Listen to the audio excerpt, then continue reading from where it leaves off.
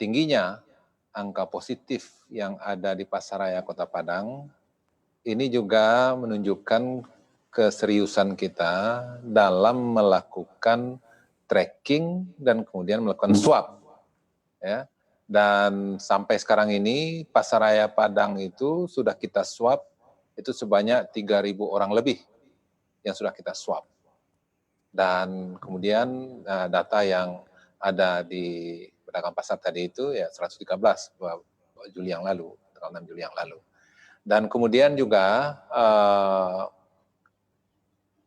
pedagang juga tetap juga melakukan swab sekarang ini di mana mereka tinggal. Kalau yang lalu kita langsung lakukan di pasar itu sendiri. Nah sekarang kita dukung dan kemudian kita fasilitasi di puskesmas. Jadi tetap kita melakukan. Jadi dan kemudian mana toko-toko yang sudah melakukan swab itu kita kasih stiker di Pasaraya Kota Padang itu. Dan nah inilah kesungguhan kita dan keseriusan kita. Kita juga masa tingginya angka itu bersumber dari OTG. Yang menunjukkan gejala-gejala, dan itu yang kita swab, ya, dan kemudian maka diketahuilah ada yang positif di kamar mereka. Jadi dan sebagaimana juga disampaikan oleh ahli labor di Universitas Andalas, itu dengan tingginya angka positif melalui data yang disuap dari OTG itu lebih baik. Ibaratnya kita adalah menangkap harimau yang berkeliaran dan kemudian setelah tertangkap dan positif kita isolasi dan kemudian kita karantina. Jadi sehingga memang kita klik. Ya. Baik. Ya Pak, terkait dengan kondisi pasar sendiri, mohon maaf saya potong Pak, ini apakah masih beroperasi atau ditutup sementara?